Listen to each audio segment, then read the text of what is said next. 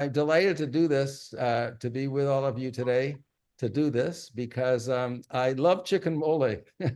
And so it is a really terrific opportunity for me to present this. And I used to think many years ago when I moved to Southern California, which is now a long time ago, 1979, Ann Craig and I arrived here the same year. So it tells you how long ago that is. I love chicken mole and I never used to make it. And I always thought, well, you have to go to Mexico or to a fancy restaurant to have it. And I kind of looked it up in menus and in cookbooks, and I looked at the recipe and I was intimidated and said, I'm not going to do that. The recipes are very, very long and difficult. I think we have, turns out that someone in an earlier episode of our cooking did chicken mole, and I think we have an example. Vanya found in the files an example of an earlier version of this, and there it is. Okay, here's how you make it. You have to take all these things, all these different chilies. This is mole poblano, and I think mole poblano means mole from Puebla. So you have to take all that. Look at that list of recipes, and you have to take all those recipes and you have to soak things and let it drain and do all these different things. And it's a very, very, very big deal. And I took one look at that and I said, no, I'm not going to do this. That's too much work. And so I never did it. And then one day I met somebody who said, no, no, no, no, no, no. Most people around here who do this don't do that. They go to the store and they buy the mole sauce. I said, really? Well, yes, they buy this. And we have a picture of it now on the screen. Mole of Doña Maria mole sauce. And I have a jar of it right here. And it's 3 steps. You have to poach the chicken, take the chicken out, take the mole sauce out of this jar, dissolve it in the liquid, and then put the chicken back in, heat it up, and that's it. That is the entire recipe. So if you have other things to do, ladies and gentlemen, you can get this mole. If you don't want to hear me describe this in detail, you can go on with your day. And I'm just going to go through the stuff and show you that. And the thing that makes life interesting now is that actually there are many, many, many, many different versions of this that you can buy in the store. The interest is not so, if you like, I mean, maybe someday it would be fun to start at the very beginning and do that. Take one of those, Diane Kennedy or one of these famous authors, or actually get a Mexican recipe and do the thing from scratch. But that is a great deal of work. The fun thing is that there are many, many, many, many prepared mole sauces like this that you could find in the stores. So this is one of them. This is, I think, the most famous common one. But all over San Diego, you can find versions like this, which you can find in many, many Mexican restaurants. It's a paste, actually, and you can find these in many Mexican stores, many of the very large Latin American supermarkets, or in many small, it used to be for sale. I could find this in a local taco shop near me, and they modernized it a year ago and they stopped selling this. But I talked to my housekeeper about this and she said, oh, no, I've got this. I'll find it. I asked her if she could bring me one. So she got me this. So here's another version of this.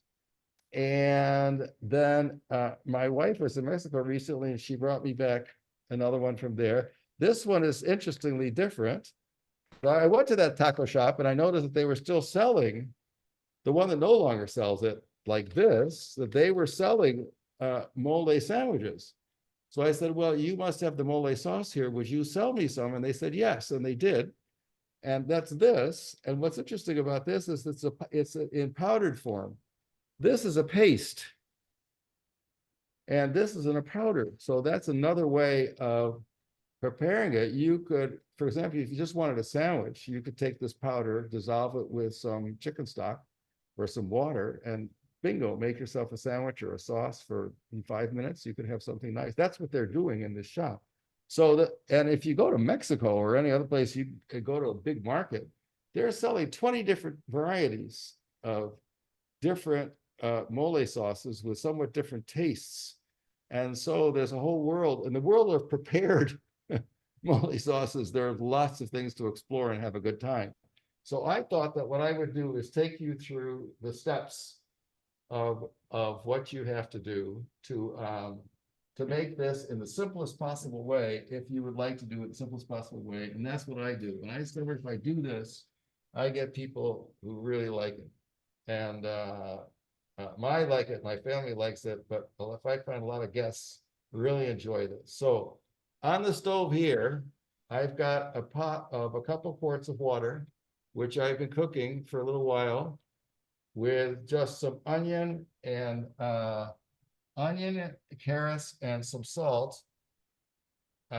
Given my age, I don't put salt in very many things or hardly anything, but I put some of it in here, just a little bit. And I've been cooking this in order to make the broth more flavored. And I think it's certainly, our purpose is flavored enough. So what I'm going to do is I'm going to take out the onion I'm taking out the onion and the chicken. And this is, for my purposes, I think this is too much water. There's like 2 or 3 quarts in here. This is a big pot. And the amount of chicken that I'm preparing today is about 3 pounds of chicken. What kind of chicken should you use? I find that most places in Mexico, my experience is that they use thighs. They don't make them skinless. They have thighs with skins. I think that's just a matter of your taste. I find the company often likes white meat. So I often throw in chicken breasts. If they're big ones, I cut them in half. But I think that that's really, again, a matter of your the preferences of your company. And the second thing that I do is I think this is too much water. So I am going to reduce the amount of liquid that we have in here, because I think for the amount of sauce that we have, we don't need this much liquid. Can you tilt down so we can see how much liquid it shows on the pot? Okay, I'm going to show you this. Now, I tried to estimate this because one of the big variables, of course, is how big is your pot? This is a big pot, okay? I don't know how well you can see this, but I will show you that this is the lid of my pot. Okay, this is actually not quite the right lid. So this is a pot that's that big. That's a pretty big pot, right? A little bit higher. Oh, yeah. Higher, I'm sorry. Oh, sure. This is the lid of the pot. So you can see that this is a pretty big pot. And I would say that I've left it's about this much water in there. I would say that that is 1.5 quarts to 2 quarts of water. I think that's plenty. I would start with less. And the reason that you want to do this is the next task in this whole process is the one thing that I find is difficult. I mean, I'm exaggerating, because there's nothing difficult in this process. The real task at this point is to open the Doña Maria jar. Okay, well, now this one is nowhere near, this is very interesting. Oh no, that's gonna get thick. It's thin at the top. So can you see, this is the Doña Maria jar. Okay, and I'm now gonna pour it in here. Okay, so I've poured in the very top. Around so we can see it.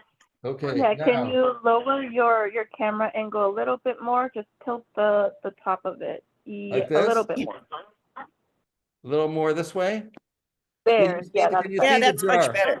Okay, now I'm now over the stove. I'm turning the jar completely upside down. A little bit of liquid came out, but nothing is moving. So the paste is so thick. The paste is so thick that nothing's coming out. And so I think that is a way of telling you that this is a very thick. Wow, is this thick? This is so thick that it's like paste. It's like I don't know, imagine, what can I think of this like that? Tahini, it's thicker than tahini. It's thicker than, I know, it's incredibly thick. It's going to take quite a bit of artistry to get this thing out. Okay, the knife went through it very easily. Okay, so this is working very well. I took a knife. Okay, you guys can see that. You can, okay, this is what's projecting now. Okay, so you can see me okay, right? So you see it, I'm taking the knife, running around the edge of this and getting pieces of it to fall out into the liquid. Be very careful with this stuff, by the way. It's incredibly messy in the sense that it will stain very easily. It washes very easily. Okay, this is coming out quite well now. With a knife, it's getting it out very, very easily. And but it's falling into the stew, into the water in chunks. So when I finish getting it all out, my challenge is going to be to take a good strong spoon and making sure that it completely dissolves. Okay, this is one of the things I thought, should I do this in advance? And I decided no, because since I regard this as the most challenging part of the operation, don't you think? I mean, don't you think it is the most challenging part? Look at it. What do you ever do that takes more time than this, except peeling an onion or hand crushing garlic or whatever? Okay, success. Okay, so this is now an empty jar, which you can conserve or not, depending on your attitude about conservation. It's a little juice jar. And now I'm putting it over here because I don't need it. All right. Now, I have to get a very, very, very strong spoon, for which I'm going to use a strong wooden spoon rather than a too fluid plastic one, because the plastic one, something like this won't work because it's going to bend too much. Whereas this strong thing will, this strong wooden one will hold up well against, I'm going to take these little pieces and crush them up against the side of the pot. And the heat, oh, this is great. The heat of this has done a pretty good job dissolving it. No, I can see pieces at the bottom.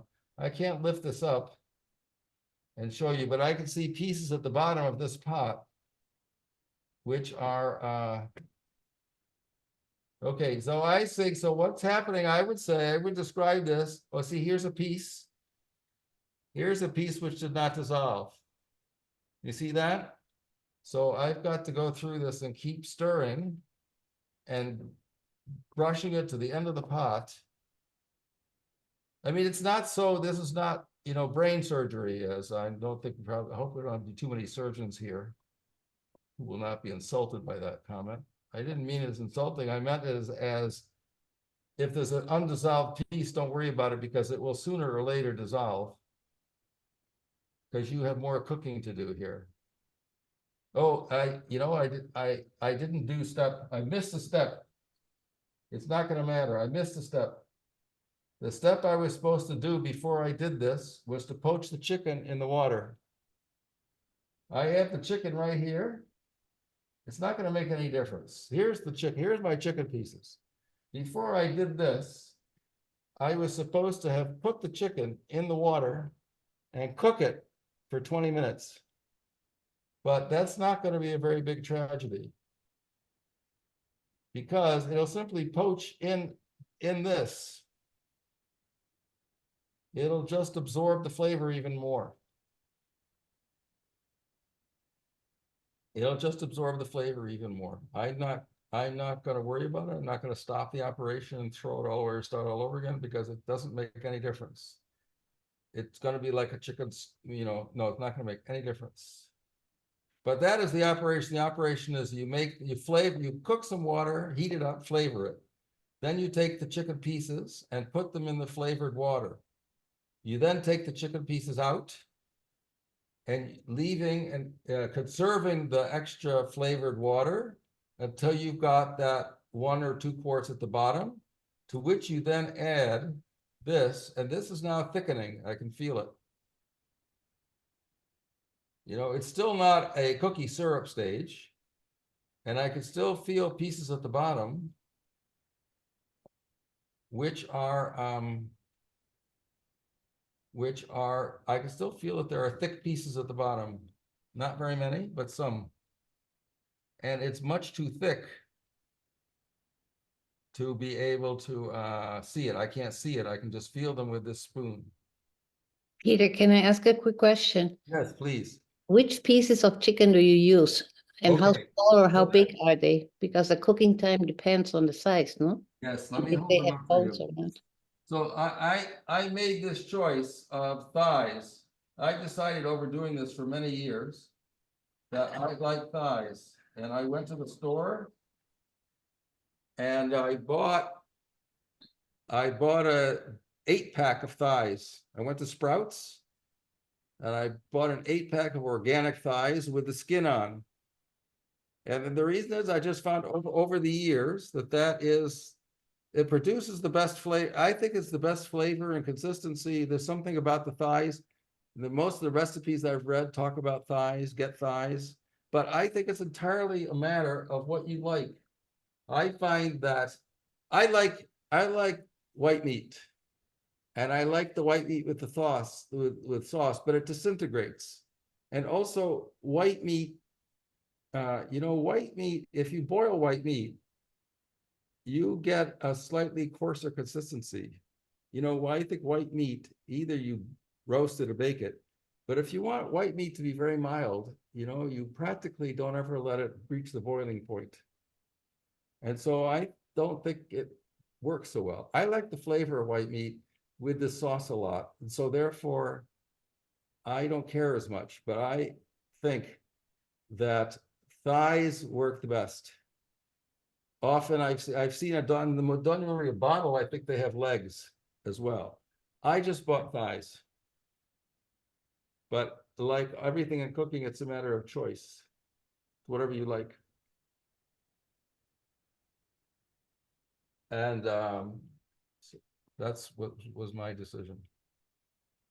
So when I do it, like I have a group of people that we rotate who does the cooking, and when it's my turn, I once made this in the beginning, and they always elect that I do it again. So about once a year, and some of them like white meat, so I put some in.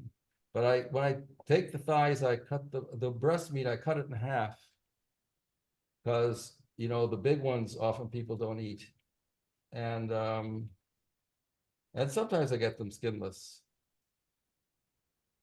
But I find that they also get slightly tough. Okay, I would now declare that this is, I don't know if I can, I don't know I don't know how you all feel about that. As you see this, well, see, here's a piece that didn't dissolve, but that doesn't matter, it will. Okay. I don't know how you all feel this, though. Those of you who know syrups, which I don't make candies, but this is how it's dripping off a spoon. I would not call this, syrup thick. But on the other hand, this is thicker than, I know this is thicker. This is thicker than just plain old chicken stock by a fair amount. Now, again, I think that is a matter of taste. I like it that way. I'm going to put the chicken pieces in. Okay, and then I'm going to have them cook slowly for, in the entire amount, you would have poached it for about half an hour, which we don't have anyway, so this is not a great tragedy. You would have poached it for about a half an hour, taken it out, put the jar in, stirred it up, and then put it back. And you could do that a day ahead of time, or 2 days ahead of time. Okay, and I let it cool and then put it in the refrigerator in the pot. And then when it comes time to serve it, I just take it out, put it on the stove, and slowly heat it back up. Okay.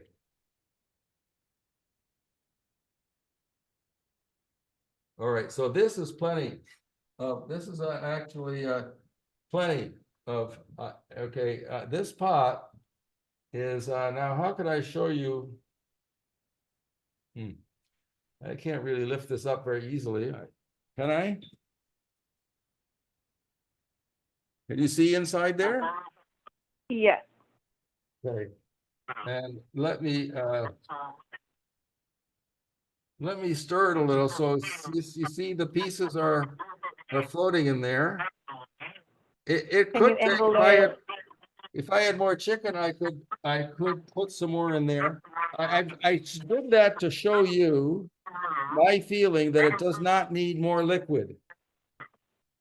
This does not need more liquid. I often have made twice as much.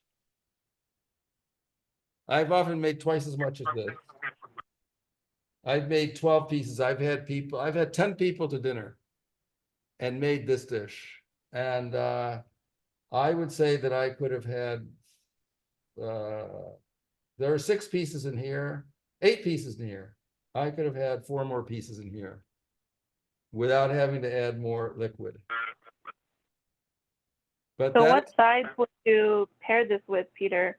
Or drinks as well? okay, well, let me talk about that while this is cooking. I think it could cook openly like that, but I think I'll put, no, this one's not the right size. It doesn't matter. It could cook just like that.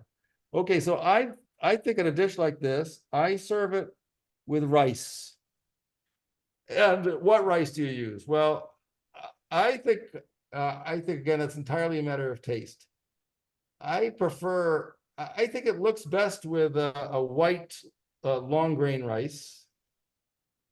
Uncle Ben's or something like that, or any long grain rice that you buy. I think that the color contrast is good that way. But of course, brown rice, some people like brown rice. Brown rice is hardly any different, looks just as well. This sauce is, it's such a, look at the color of this sauce. It's so thick and rich.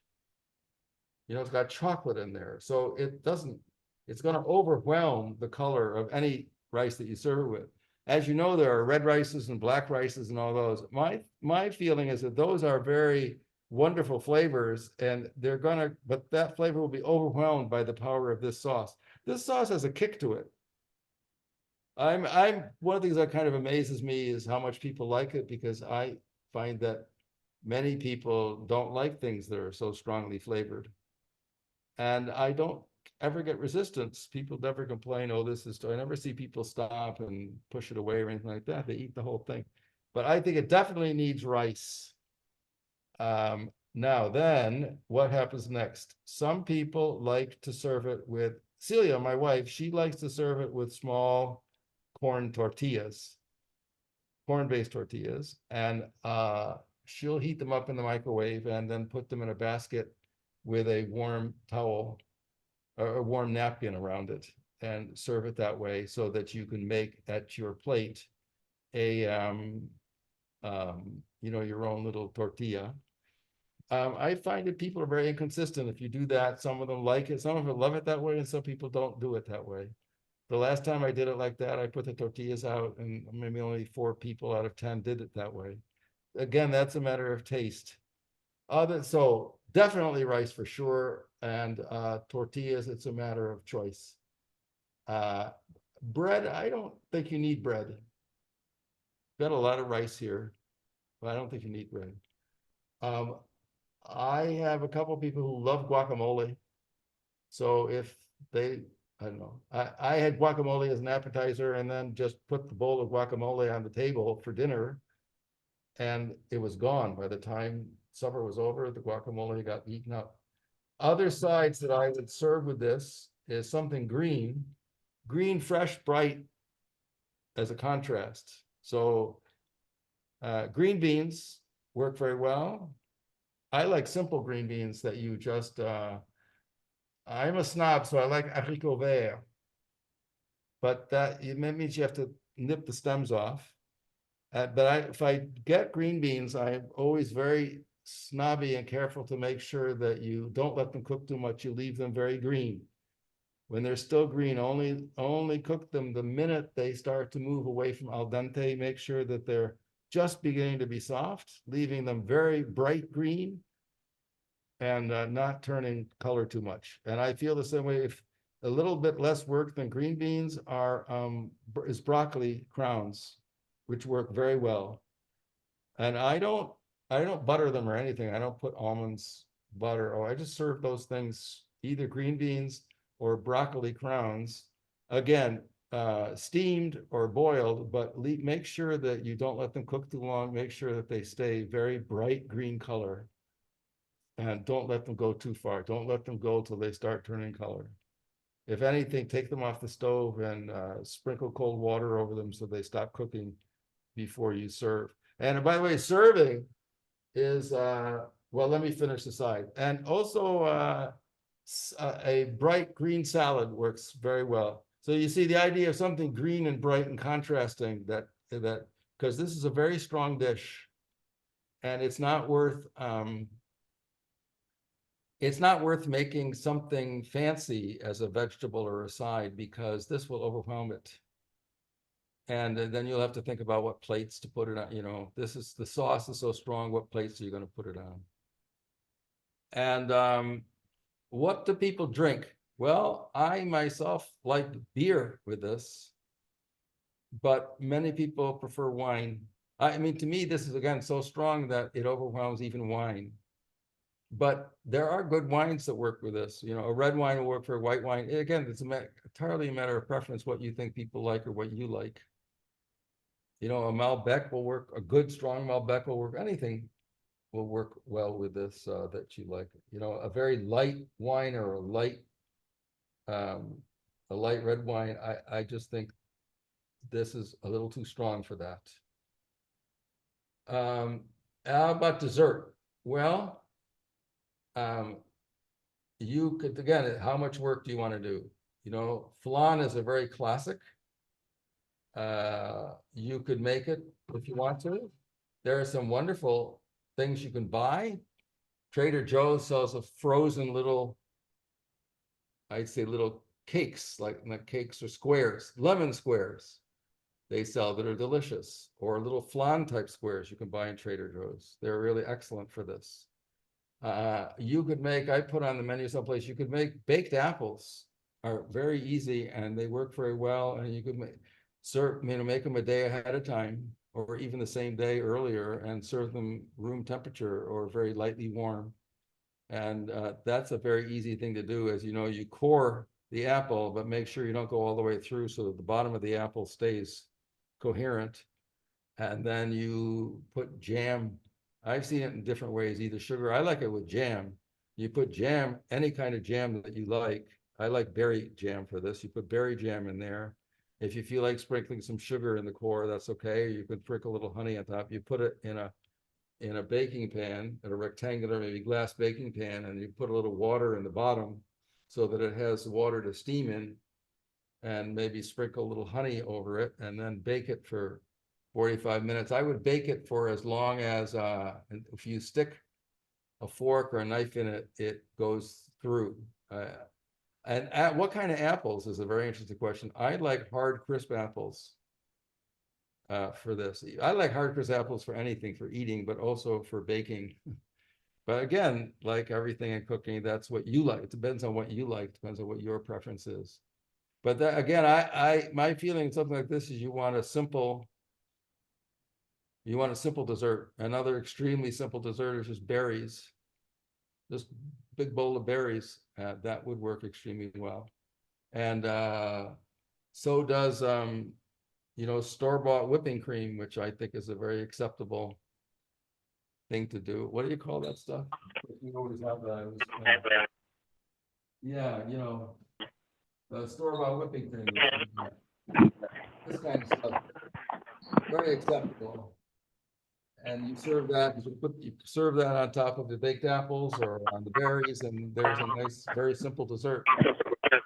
So that's sort of my theme about this thing is this is a very easy dish. So here's what it looks like after this much cooking. Okay, it's starting to turn brown, but it will keep browning as we go along. And I would say that it, well, you're all familiar, experienced enough cooks to know, I would say that this is going to take, the total of cooking of the chicken, which as you know is important, would be, I would say 45 minutes. That would be my guess. Breasts white meat would take less time, but on a thigh, I would do it 45 minutes, and then you would be done. So are there any questions that anybody has? So the moly doesn't stick to the bottom of the pan, Peter? No, this washes extremely easily. It's very messy. I don't know if you could see that. I mean, the pan is covered with spots inside the pot. The pot is covered with spots. The spoon is incredibly messy. Anything that if I had a napkin, I should have worn it's one of my favorite shirts. I know the blue works well on video, so I decided, okay, I'll wear my blue shirt because I know it'll wash. If it got a dot of this thing will stain this shirt tremendously, but it will wash out. And so you get your countertop dirty, you get the stove dirty, it washes, but it's unbelievably dirty. It's not like frying. I find the annoying thing in cleaning is to grill something or fry something indoors. Yeah. It's just the most maddening thing is to get it off of a grill or a frying pan or something like that. But that doesn't happen here. The minute this is done, it will clean very easily. And so that is another interesting thing. What do you do with the leftover? I regard this as the kind of thing that it's crazy to make it just for one meal. Yeah, right. This is a fair amount of work. How should I say? It's easy, but you know what I mean? It takes time. And so it's more work than just sauteing a piece of fish, which takes no time at all. Okay. So I always make more than I need for any meal, even if I have company. I don't do this if we don't have company, but even so, I make more. So what do? I think you let it cool, and then I would freeze it. And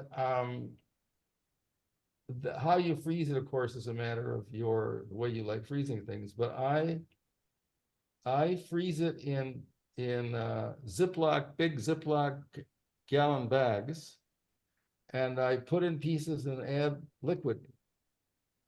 Because then and make sure you label it, of course, so that you know what in the world you've put in the freezer. But the advantage of some liquid is that when you serve it, I think you do want to recreate your meal in the sense that it would be nice to have some rice or even, or potatoes.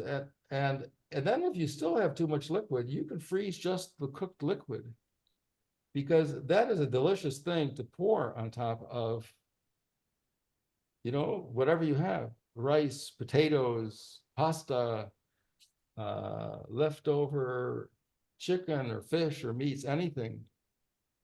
You think of restaurants, you see mole everything. Yeah. And so you could do that, and it freezes very easily. Of course, you can freeze it in containers, and freezing containers or glass containers. It's just a matter of how big your freezer is and how you like to keep things, and all that is an important thing. Nancy, did you have a question, or did he answer that? No, I was going to ask you where maybe I missed it at the very beginning. Where did you buy the Donna Maria sauce? Okay, well, so that's a very important question, and I want to return to that as well, because I want to talk about. So the Donna Maria sauce is the easiest one to find. Okay. Because every major supermarket seems to sell it in the international section. Mm. I went to the supermarket earlier this week because I wanted to make sure I had some. So I went to the neighborhood Vons. I live in Solana Beach. Yeah. So I went to the Vons. I went to the international section, and there it was. Several rows down, there was Donna Maria sauce, and I've never had trouble in any big supermarket finding it. So it's always there. And I think that's why when I first heard about this way of doing it, I was told, go to Donna Maria. And it was only later that people told me that you can go one step up, or several. There are more steps up in the food chain. You don't have to stick with Donna Maria. You can get other ones. And I found that I like the other ones more. So I feel I've graduated. I've gone beyond home, mole sauce 101. I'm now in mole sauce 102 or 3, because there are other ways of you can get different varieties. So the Dona Maria jar I put over there, but this is the variety, this is the way I like to find it, is in a plastic paste. Ah. It kind of looks like this, and you can see more easily what's inside the jar. I'm squeezing it and it's like a paste. What's the title on it? Well, it says mole paste food, mole coloradito. And it says product of Mexico, mole oaxaqueño. So that's actually interesting. It says here mole oaxaqueño, that is from Oaxaca. And so that's interesting because Mexico being large and extremely various and complicated, different cultures and all that, the tastes that you get are very different in different parts. Depending on where you buy There it. are Yeah. many different versions of mole. In So I fact, had the best mole I've ever had in Oaxaca. in Oaxaca. I ordered chicken mole at a restaurant. It was absolutely superb. Yeah, well, so I think you should try to find this. Where did you get that package? Or do you know? Well, I got that from my housekeeper. I was discussing this with her and asked her what she did. And she said, well, you could just get Doña Maria. And I said, well, what do you do? And I said, no, I go to my local little market. Oh, okay. Probably. I said, well, you do me a favor the next time you go. I have to do this thing, and I would like to show people that there are other ways of doing it. And she said, sure. And she bought this, and this was $7.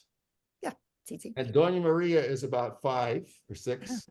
This is a powder that I got from my local taco shop because they used to sell something like this. They no longer do, but they serve mole sandwiches. I said, well, will you sell me the sauce? They said, yes. And they sold me this, but it's a powder. So I tried it the other day. And I discovered it's quite interesting that you could just take a few spoonfuls of this and add it to some chicken stock or whatever, some water, heat it up, and you've got a mole sauce. Yeah. Oh. But this is what I would look for. And so there are versions of this. So if you like the one in Oaxaca, the funny thing was that 2 years ago, Celia and I went to Puebla. So mole poblano is what this is known as. What is mole poblano? Means mole from Puebla, which is where it's supposed to have the supposed origins of this. So we were there, and Cecilia is bilingual. She comes originally from Argentina. We had, could ask questions that for me would be a bigger challenge. Where's the best place to have mole poblano here in Puebla? And they gave us an address. Everybody said, this is the place to have mole poblano. We go there and we order mole. And I frankly, it was very good, but for me, it was too sweet. And I wouldn't have said what you said, that it was the best mole I'd ever had. I didn't feel, I thought of course they did a far better job than I would have done, but it wasn't, there are many kinds, and it reminded me that there are many, many kinds of mole in Mexico. It's evolved in different flavors. Here in the home of mole poblano, in what's supposed to be the best mole poblano restaurant in Puebla, this didn't correspond. I had grown accustomed to a slightly less sweet thing, and I don't have a really sweet tooth. I don't really respond very powerfully to sweet things anyway, so I didn't particularly like it. And so we went back to that restaurant and had other specialties of the region, which include things like worms and flies and things like that, which were delicious. But anyway, that was our experience. So and then some of the big restaurants, some of the big supermarkets, which I don't frequent that much, but some of the big places you can go get, they have tubs that are selling different kinds of sauces. And in Mexico, I've been in markets where you can see in a market, somebody is specializing in selling poblano's mole sauce, and you see 15 different varieties of different colors, and you faint with delight at the thought that, gosh, if you lived there, you could actually try these different ones. So anyway, I think that's one of the fun decisions that you can make of how much you want to experiment with seeing what the extraordinary cuisine in Mexico has to offer in this. And some of it has crossed the border. Some of it you can find there is enough demand here in the San Diego area that Yeah. big markets and even the small markets are selling this. Christine, did you have another question? I see you unmuted yourself. Yeah, I was wondering about, there are a couple of books out there with research done on how recipes come together. And the variety of moles in the case of Mexico. And I'm thinking also of the Peruvian food, no? And the research done by Gaston Acurio, who is the Peruvian chef. And he used food and the development of different recipes as a form of digging into culture, Yeah. regional histories, for instance, no? Have you given it any thought in that direction, Peter? I mean, I know the idea. I've not read the books that you're talking about, but I think that, yeah, certainly the different cultures it would be very, very fascinating pathway to understand the cultures, to see how they take a recipe and alter it and make it different from the one 100 miles away, the different culture that's not so far, but they change it. Yeah. Yeah. That's certainly a very interesting. Other thing is sometimes things change. Like the first time I was in Peru, I didn't know that they grew asparagus. And then the next time we were there, just like maybe 3 years ago, we went to this restaurant and they had wonderful asparagus soup. And he says, "Oh yeah, look out the window. There's a fields of asparagus out Yeah, behind." He yeah. said, "Yeah, this all used to be just sand area, and now it's planted now with hundreds of acres of asparagus." So sometimes it's like, things change in their food because the opportunities or the farming changes. I don't know if the climate changed in that part much, but it's very interesting. Well, one of the things that's happened in our country is that there's less variety than we used to have, Yeah.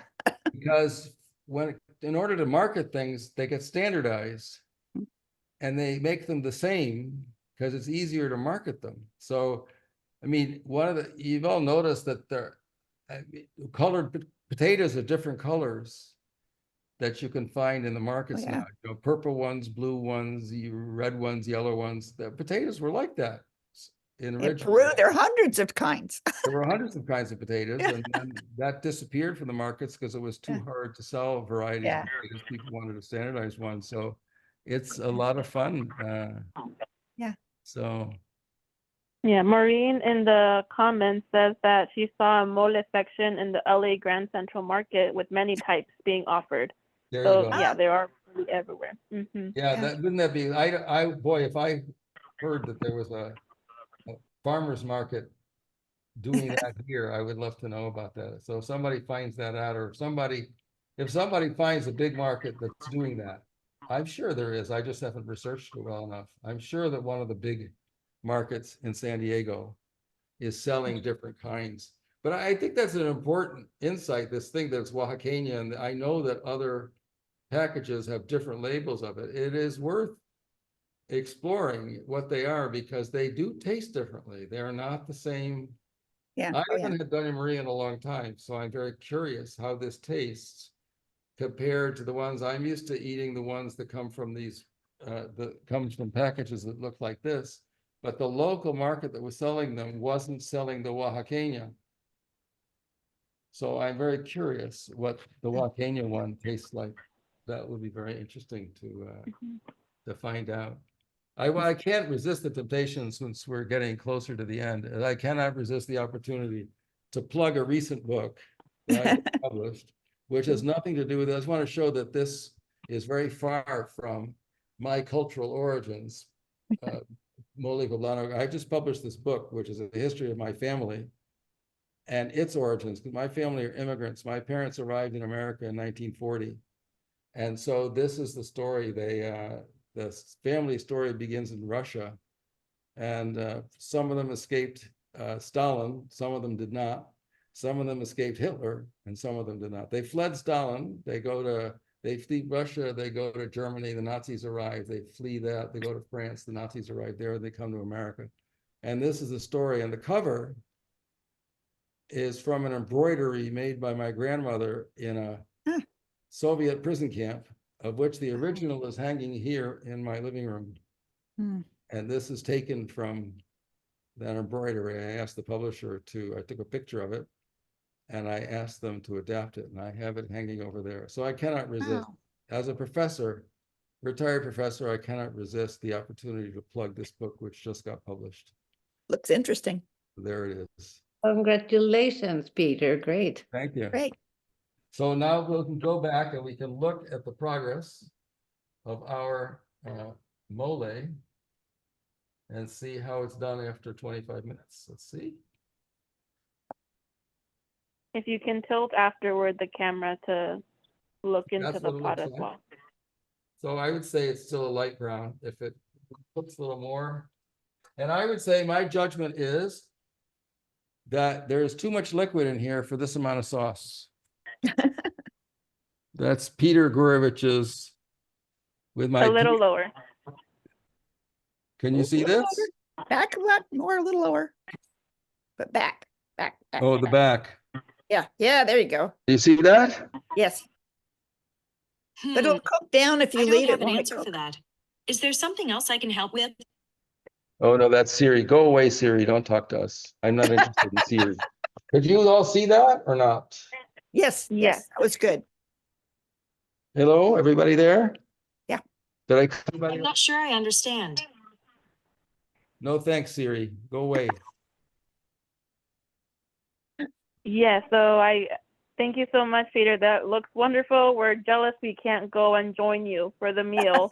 Okay, well, I'm here. Anybody who wants to drive north, 324 Via de Vista, you're welcome to come. I'll make some rice. And but I don't think there's any, I mean, that really is it. That really is it. I mean, you can make the more complicated one as our older one showed, or you could make this one. So remember, I made a mistake in doing it. It's supposed to be first you heat up the water and put in some flavoring, take the flavoring pieces out, then you poach the chicken for a half an hour, take that out, leave about a quarter of water, dissolve whatever kind of sauce you have in there, then put the chicken back. The chicken should poach in the first water stage for about a half an hour. Then you put this thing back, or you can let it cook the entire time. But I think the idea that you're not letting it go that far the first time is that you wanted to absorb some of the flavor of this. Then you put this back, cook it another 15 minutes, and it's done. Yeah. And if you don't want to serve it right then, let it cool, put it in the refrigerator, and then heat it up whenever you want to serve. Serve it with rice, and there's your meal. There's chicken mole of San Diego. Well, That's but great. by the Thank you next so time- much for sharing. by the next time, Peter, you'll present us your very own recipe. Well, I actually was thinking of another recipe that I have. My mother's, a dish the way my mother used to make when I came home from college was very Russian. It was called baklajanya ikra.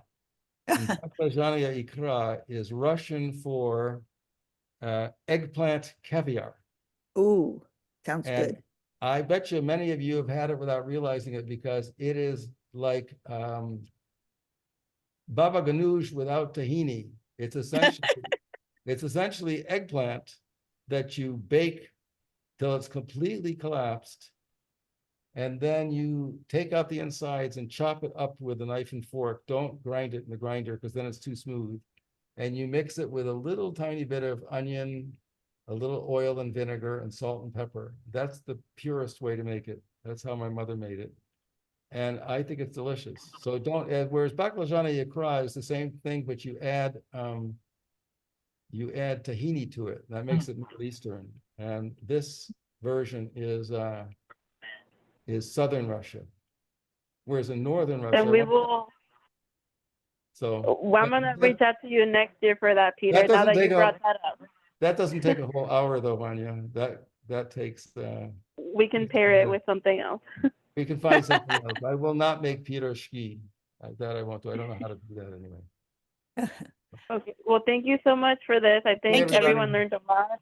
Mhm. Okay. Yes, Thank you. Okay, you're welcome. Hope everybody enjoyed it. Take care. Bye-bye. Bye. Bye-bye. Thank you, Peter. Bye. Okay.